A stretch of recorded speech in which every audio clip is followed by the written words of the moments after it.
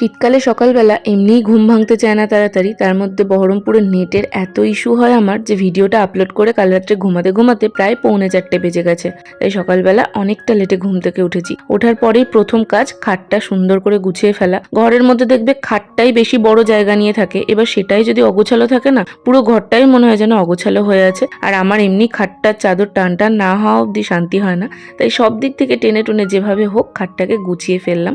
আর এইদিকে জানলাগুলো খুলে দিয়েছি। জানলা দিয়ে না শীতকালটায় খুব একটা রোদ আসে না মাদের, তবে ওই একদম জানলা দরজা লাগিয়ে রাখলে কি ঘরটার পরিবেশ ভালো লাগে, একটু যাতে হাওয়া বাতাস পাস করে, সেই জন্য আর কি খুলে দিলাম। খাটটা রোজ ঝাড় দেওয়া হয় সকালবেলা রাত্রিবেলায়, তাও দেখলে কি পরিমাণে ধুলো উঠলো।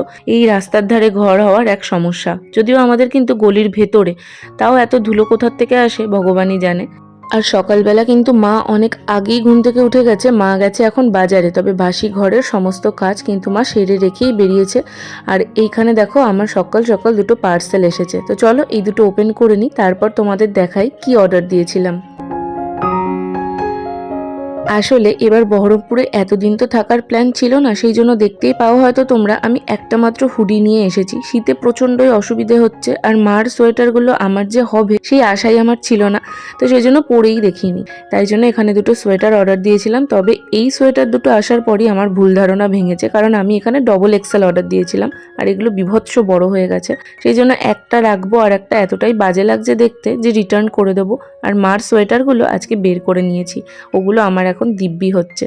এগুলো যেহেতু রিটার্ন করতে হবে তাই একটু সুন্দর করে ভাঁজ করে সব কাগজ যেরকম ছিল সেইভাবে আবার রেখে দিলাম। একটা কাগজ হারিয়ে গেলেই না ওরা আর ফেরত নিতে চাইবে না। তারপরে চলে এলাম রান্নাঘরে। আজকে কি রান্না হবে সেটা একটু বাদে তোমাদের দেখাচ্ছি, তবে চলো আগে চটপট পেঁয়াজগুলো কেটে নিই। আর মার এই চাকুটা একদম ধার নেই, সেই জন্য দেখো কেমন এবড়ো খেবড়ো হচ্ছে। এই তোমরা কিন্তু জানো আমি এখন পেঁয়াজটা ঠিকঠাক কাটতে পারি, মানে ও বাড়িতে যখন কাটি তখন তোমরা দেখেইছো আমি কিন্তু এখন অতটা বাজে পেঁয়াজ কাট করি না। প্রথম প্রথম অসুবিধে হতো, তবে এখন সেট হয়ে গেছে। এদিকে কড়াইও চাপিয়ে দিলাম। মার এই কড়াইটা তো আগের দিন তোমাদের দেখিয়েছি কেনা হয়েছিল, তো সেটাই চাপিয়ে দিলাম আলু আর পেঁয়াজ ভাজা করব বলে। সাথে একটু গাজর ছিল, সেটাকেও কুচো করে দিয়ে দিয়েছি। বেশ ভালো লাগে কিন্তু শীতকালে বলো এরকম আলু গাজর পেঁয়াজ। যদি ব্রোকলি থাকতো তাহলে একটু ছোট ছোট করে সেটাও দিয়ে দিতাম, আমার তো দিব্যি লাগে।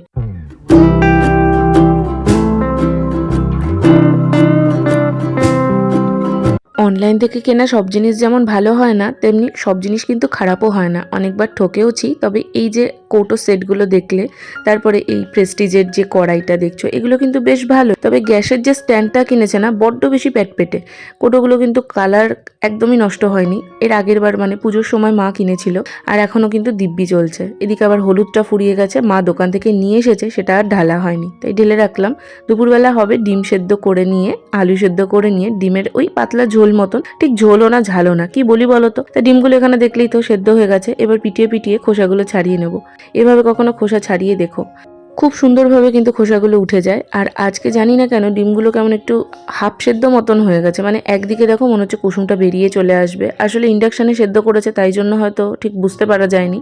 ডিমগুলো একটু হালকা করে নুন হলুদ দিয়ে ভেজে নিলাম, আর যেহেতু আলুটা কমই আছে ওদিকে হালকা করে ভাজতে বসিয়ে এই সাইডে পেঁয়াজটাও ভেজে নিলাম।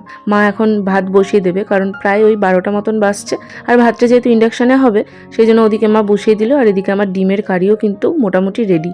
এটাকে ডিমের কারি বলবো না কষা তোমরা অবশ্যই জানিও, আর শীতকাল মানে ধনেপাতা তো ম্যান্ডেটরি, সেটা দিয়ে রান্নাটা কমপ্লিট করে রাখলাম। এদিকে মার ভাতটাও হয়ে এসেছে। চলো রান্নাঘরের কাজ এবেলার মতো আর আজকের মতো বলতে গেলে কমপ্লিট, তাই জানলা দরজাটা দিয়ে দিলাম, নাহলে মশা ঢুকে তুলে নিয়ে চলে যাবে। আর ঘরের কাজ হওয়ার পরে প্রচুর দেখবে ধুলো কেমন একটা জমে জমে যায়, তো ওটাকে আর একবার ঝাড় দিয়ে নিলাম। দিনের মধ্যে সকালবেলা যতবারই ঝাড় দেওয়া হয় না কেন, এই কাজ শেষে কিন্তু আবার জমে যায়। আর আমাদের উঠোনটা মাটির, তো সেই জন্য ধুলো যেন একটু বেশি ঘরে উঠে চলে আসে।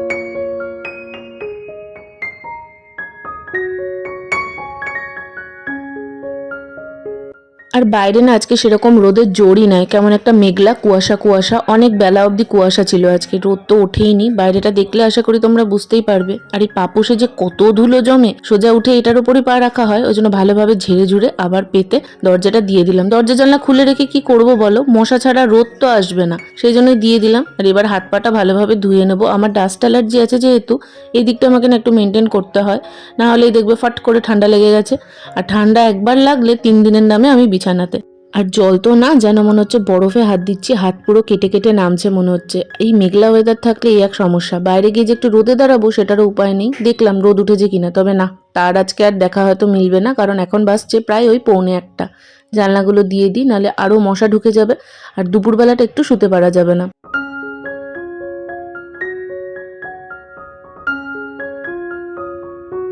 ওই একটা জলের বোতল জানলাটার ওপর রেখে দিয়েছিলাম, অন্যদিন তাও একটু রোদ আসে তাই জলটা একটু গরম হয়ে যায়, তবে আজকে তো সেটা হয়ইনি, উল্টিয়ে জলটা একদম বরফ প্রমাণ ঠান্ডা হয়ে আছে। আর এই পর্দাগুলো দিয়ে দিলাম, দেখতে পাচ্ছ জানলার নিচটা হালকা হালকা ফাঁকা আছে, ওখান দিয়ে এত ফুরফুর করে ঠান্ডা আসে। আর আমরা এই দিকটায় মাথা দিয়ে শুই, পুরো মাথা যন্ত্রণা করে। দুপুরবেলার পর একদম সন্ধ্যেবেলা চায়ের কাপ নিয়ে তোমাদের সাথে দেখা হচ্ছে। মা এই বিস্কুটটা নিয়ে এসেছিল, আমার এই অরেঞ্জ ফ্লেভারের বিস্কুট বলো বা লজেন্স বলো, যাই বলো, কোনোভাবেই পছন্দ হয় না। মা জানে, তাও কেন জানি না এটাই নিয়ে এসেছে। এটা যদি আগের আমি হতাম তাহলে এটা নিয়ে এক্ষুনি দক্ষযজ্ঞ বাদিয়ে দিতাম যে এটা কেন এনেছো, এটা তো আমি মোটেই খাবো না, তার মানে তুমি আমায় ভালোবাসো না, যে কারণে তুমি এটা এনেছো, এরম নানান একটা বোকা বোকা কথা বলতাম। তবে এখন আমি মনে হয় একটু বড় হতে পেরেছি, বুঝলে। খাওয়ার জিনিস নিয়ে বা এসব ছোটোখাটো তুচ্ছ বিষয় নিয়ে আমার আর ঝগড়া করতে বা অভিযোগ করতে মন চায় না। মনে হয় ঠিক আছে, খাওয়াতে যাবে, কতজন এটাই পায় না, তাই খেয়ে নিলাম। আর এরপরে জামাটা চেঞ্জ করে ভালোভাবে চুল টুল আঁচড়ে নিচ্ছি। আজকে সারাদিনে চুল আঁচড়াইনি, একদম মন মেজাজ ভালো ছিল না। আসলে ওর সঙ্গে আজকে একটু রাগারাগি হয়ে গেছে ফোনে। ওই একটা ভুল বোঝাবুঝি যে কত বড় আকার নিতে পারে সেটা আজকে আরও ভালোভাবে দেখলাম। তো সেইখান থেকে একদম মন মেজাজ ভালো নেই, সারাদিনই ছিল না, কারণ কাল রাত্রি থেকেই হয়েছে বিষয়টা। সেই জন্য আজকে এই ভিডিওটা তোমরা এরকম ভয়েস ওভারে শুনছো। আজকে ভেবেছিলাম ব্লগ করবোই না, তবে কাজটা তো ও গেছে, তাই ভাবলাম নিজের কাজটা অবহেলা করাটা ঠিক হবে না, সেই জন্য কাজটা করেছি, তবে একটু ভয়েস ওভার দিয়ে করেছি, তোমরা একটু অ্যাডজাস্ট করে নিও। আমি খুব কম মানুষের কাছ থেকে কোনো কিছু এক্সপেক্ট করি, বুঝলে তো, যেমন মা আর রিন্টু, এই দুটো মানুষের কাছে আমার যত আবদার আর যত এক্সপেকটেশন। ছোট থেকে কোনোদিন আমার বাবার কাছে কোনো এক্সপেকটেশন ছিল না, আর কোনো কিছু যদি চাওয়ার হতো আমি কখনো নিজের মুখে চাইনি। জানি না, হয়তো ছোট থেকে বাবার সাথে সম্পর্কটা কেন এরকম হলো, খারাপ সম্পর্ক সেটা কিন্তু নয়, তবে আমার কোনো কিছু চাইতে কোনোদিনই মন করতো না। ছোট থেকে ছিলাম জেঠির বাড়ি, তো সেখানে তখন যা কিছু চাওয়ার হতো জেঠির কাছেই চাইতাম, একটা বড় আবদারের জায়গা ছিল। তারপরে আস্তে আস্তে এই বাড়িতে সরে আসার পর সেটা মার ওপর কনভার্ট হয়ে গেল, কিছু চাইলেই মার কাছে, বাবার কাছ থেকেই চেয়ে দিত মা, তবে আমি নিজের মুখে কখনো বলতাম না।